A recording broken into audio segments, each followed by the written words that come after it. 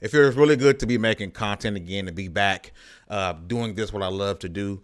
And it didn't take us very long for us to get our first like major-ish rumor about Xbox in 2024. I mean, it took less than a week, right? We're and I'm, time that I'm making this January 7th, right? And this rumor started January 5th. So not even a week went by before we're getting rumors about Xbox, right? And as the Xbox having games coming to other platforms, competitive platforms, PlayStation and Nintendo. As we know, last year, Microsoft VP, Xbox VP, Tim Scott, I believe that's his name, came out and was saying, hey, he sort of hinted at games other than what we expect, Call of Duty, Minecraft, games coming to competitive platforms, i.e., again, Nintendo and PlayStation. Not too long after that, Phil Spencer came out and was like, yo, that's not our concern right now. I don't want to know nothing about that. You know, we focused on Xbox. We focused on Xbox Game Pass. We focused on PC. We're focused on mobile. We're not looking to put our first party titles, other than of course the ones we talked about, Minecraft, Call of Duty. We're not looking to bring these games to competitive platforms, right? Don't expect to see Hellblade 2 on PS5. That pretty much is what he was saying, right? So again, we're a week into this new year, and we're already getting rumors that it's in itself may not be the case. Now, shout out to Idle Sloth on Twitter. He is a great follow. He posted this rumor from the video from a YouTuber, Nate the Hate. Apparently, he's a big channel. Apparently, he has a pretty good record on being right about some of the things that he's heard. But apparently, something that he has heard, or something that he knows, has firsthand or secondhand knowledge of, is that Xbox is bringing a critically acclaimed Xbox first-party title to a competitive platform in 2024. He has in here, quote, the title I'm referring to was met with high critical acclaim. Fans loved it.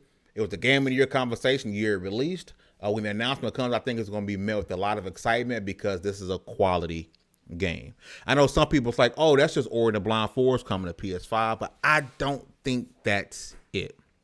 And a lot of people don't believe it. It is right. Because you're seeing articles from Insider Gamer, because not just Nate the Hate, there's other people who has an incredible track record of being right, of saying, hey, this game is Hi-Fi Rush, and Hi-Fi Rush does meet the requirements. Okay, we're looking at it being, critically acclaimed. People loved Hi-Fi Rush. It was shadow dropped. It got great scores. It was early in the year when it dropped, but people were instantly saying, hey, this is a game of the year, contender, right? But I don't think this is a PlayStation play here, right? When you look at what Microsoft is doing as far as games they allow to go to other platforms, think about Ori and the Blind Forest. It went to the Nintendo Switch, right? And you look here about this. I think this meme is hilarious, right? Because they allowed Banjo, right, to be in Smash. They brought Cuphead over. I believe Cuphead is also on PS4, but I don't think Xbox owns this IP. They do own the Ori IP. Moon Studios developed it, but Xbox actually owns the IP. And of course, Call of Duty, and then now Hi-Fi Rush. I do think, because Hi-Fi Rush is a Xbox first-party game. It was released within a window where you can say, hey, this game was probably not in full production up until Xbox owned the studio before they bought ZeniMax. I think Hi-Fi Rush, and I'm not the only one who believes this. A lot of people see Hi-Fi Rush as, hey, this is a perfect game for the Nintendo Switch, right? I don't have a way about it either way. I do think, in a way, this is going to create an issue at Microsoft, because if this is true, I'm not saying it is, but if it's true, and like I said, there's major publications that are running with this. If this is true, this could be an issue. And I love this tweet here from Klober, right? He took this from a interview that Phil Spencer did not too long ago.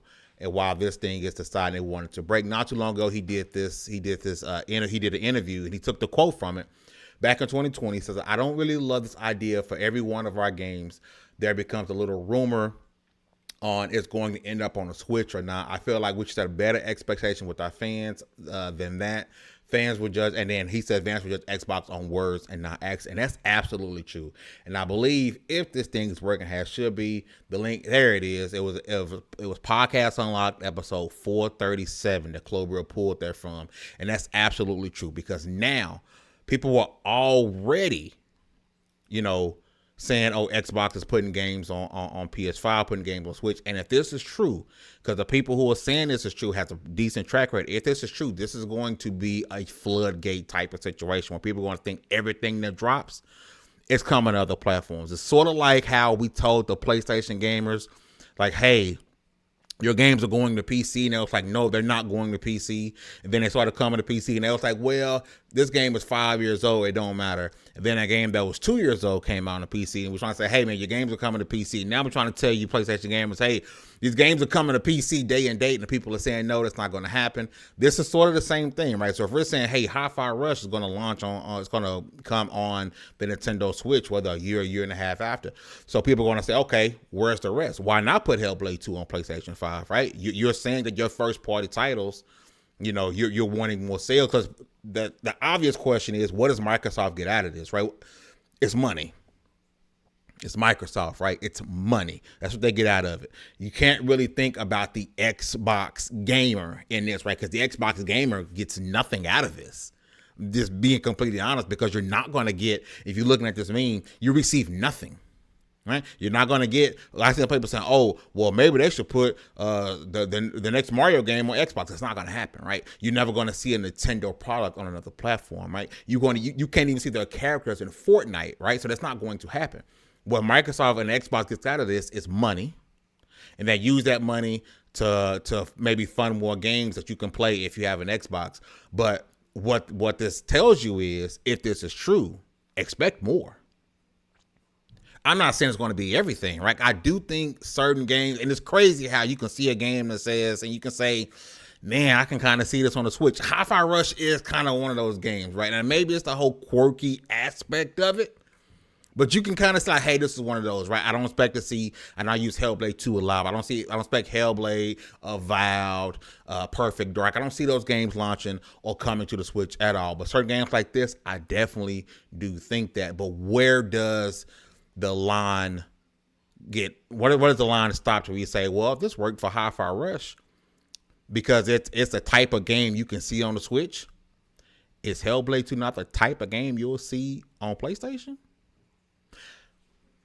I'm not saying it's going to happen, but this could be a floodgates type situation.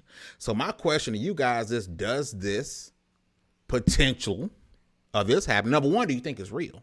Do you think this is happening? Right? Number two, if this does happen, are you fearful like this could devalue your Xbox?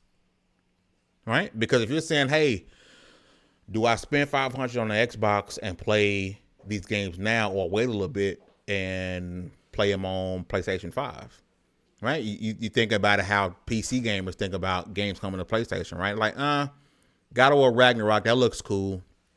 I'll wait for it to launch on PC because that's the platform I'd rather play on, right? So there's going to be a lot of people who are going to be freaking out about this. I don't think, hell has frozen over. I don't think it's fire and brimstone. I don't really think you should be freaking out about. But I think it's very interesting. Again, we get that quote from Phil Spencer back in 2020 saying, and I'll say this. I don't feel like Microsoft or Phil Spencer needs to come out every single week and dispel a rumor. That's too much work. Sometimes you gotta just let things be. So, and as people say, I saw people tagging Phil Spencer. So I wish Phil Spencer would come out and let us know that this isn't real. There's gonna be a ton of rumors, right? Even people with great track records get things wrong. They get told bad information, right? I don't think a company should come out every week trying to say, hey, this isn't real, this isn't real, this is real. That's just too much, right? However, you look back at that quote in 2020, you gotta say, man, you're saying that, hey, I don't really love this idea that every one of our games, there's a rumor about it going to end up on the Switch or not. We feel we should set a better expectations with our fans. And so if that means, hey, we plan on making 95% of the things we make exclusive to our console. I mean, when I say exclusive to our console, when I say Xbox, I'm talking platform, right? If that's what the goal is, make it that. And if it's not, You gotta let people know. Otherwise, this will become the narrative. Let me know what you guys think in the comment section down below. This is Fame Entertainment from LV1Gaming.com. You guys have a great one. And I'm out.